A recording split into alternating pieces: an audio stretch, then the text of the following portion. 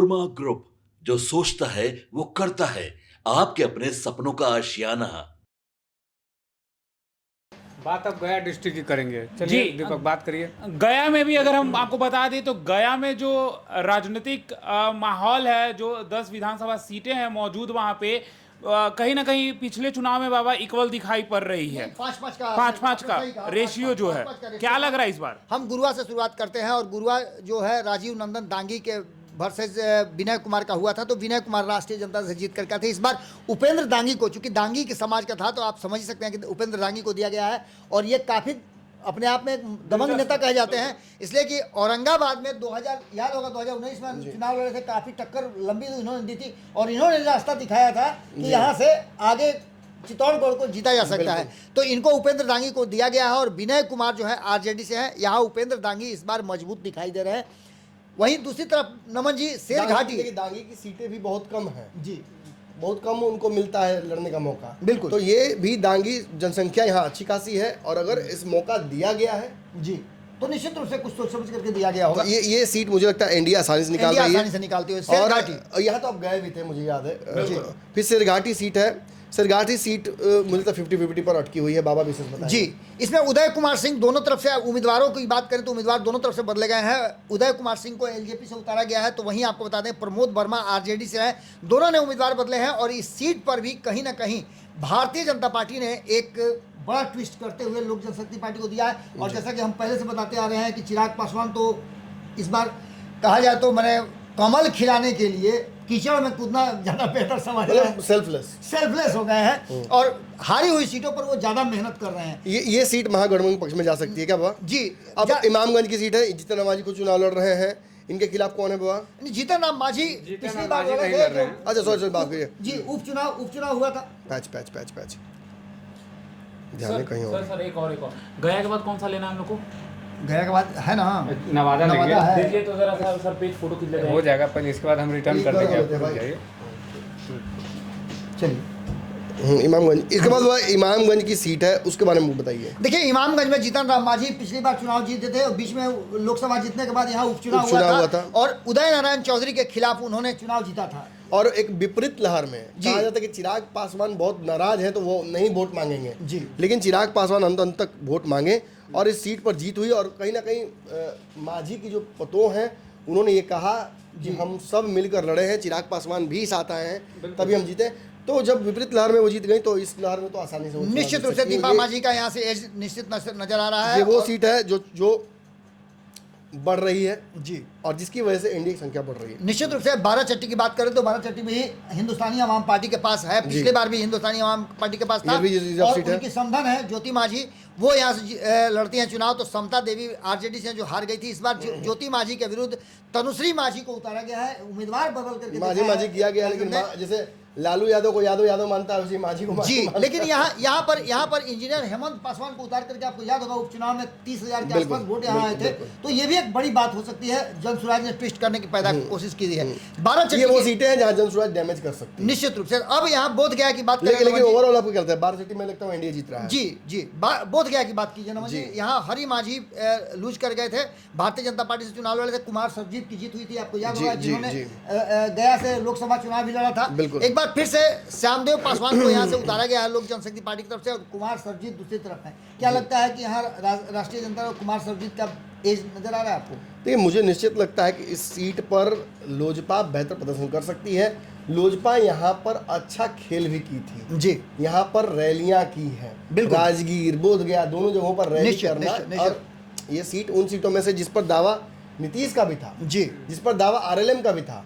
चिराग पासवान को यहाँ के क्षेत्रीय समीकरण के चलते और यहाँ के दलितों के बड़े वोट बैंक के चलते दिया गया सीट है ये। और अच्छी खासी मेहनत इस पर जीतन राम मांझी, अगर चिराग जीतेंगे, अगर ज़्यादा सीटें, तो ये एक सीट उसमें होगी निश्चित रूप से। गया टाउन की बात करें, प्रेम कुमार 8 बार जीत चुके हैं, 9वीं बार रिकॉर्ड। कोई लड़ाई नहीं है, कोई यहाँ लड़ाई नहीं है। चलिए टेकारी की बात करते हैं, अनिल कुमार, इनके साथ भी जो कुछ भी हुआ था आपको पता है। बिल्कुल, ये भी पूरा सिंपैथी इनको, निश्चित सिंपैथी आ गई है। तो निश्चित रूप से यहाँ भी राजपूत, कुशवाहा, कुर्मी इनको वोट कर रहे हैं। ये फिर से यहाँ चुनाव जीतते नजर आ रहे हैं। फिर हम बेलागंज की तरफ आते हैं नमन जी। बेलागंज में उपचुनाव हुआ था, बेला में खेला बेला में खेला इस बार, क्या लगता है आपको कि इस बार मनोरमा देवी अपने सीट को रिटेन कर पाएंगी या फिर विश्वनाथ यादव को आसानी से जदयू ने बहुत स्मार्ट गेम खेला था पिछले चुनाव में, इस जी, बार उपचुनाव में, और इस बार भी ये रिपीट होता नजर आता है। ये भी वो सीट है जो नंबर बढ़ा रही है एनडीए के। तो एक सीट और है अतरी की सीट। नमन जी, रोमित कुमार हिंदुस्तानी अवाम पार्टी से हैं तो विजयवंती देवी आरजेडी से हैं। रोमित कुमार को उतारने के पीछे हिंदुस्तानी अवाम पार्टी ने बहुत बड़ा ट्रिक किया है। और अतरी से सबसे बड़ी समस्या ये है कि जो विनिंग प्रत्याशी उसको आरजेडी ने बदला है। जी, निश्चित रूप से तो ये समीकरण थोड़ा सा नुकसान पहुंचाएगा, क्योंकि देखिए बाबा, मैं फिर पिछली बार की तरह कह दूं, अगर पटना के लालू यादव और तेजस्वी यादव लालू तेजस्वी हैं तो नवादा के राजबल्लभ हैं जी, अतरी के वही हैं अनिरुद्ध, क्या नाम, मनोरमा देवी हैं, उनके पति बिंदु यादव के वहाँ का अतरी से बाबा अजय यादव का टिकट काटना उन पे एक मामला था, जिस मामले के चलते उनको सजा होने की संभावना बड़ी थी, और शायद पता नहीं हुई कि नहीं हुई, अपनी भाभी को शायद उन्होंने हाँ, लेकिन फिर भी वो एक बड़ी संभावना थी उनके वहाँ चुनाव लड़ने की और जीतने की। अब जो भी हो, क्षेत्र की जनता इस क्षेत्र में भी यहाँ भी खेल कर सकती है। अतरी एक गढ़ है जिसे राजद गंवा सकती है, ये मैं थोड़ा 50-50 ही रखूंगा। जी, एक सबसे इम्पोर्टेंट चीज वजीरगंज हो जाता है, जो अंतिम सीट है गया का, और ये भी सीट आप हर बार वजीरगंज में नया चेहरा होता है, इस बार हाथी भी है।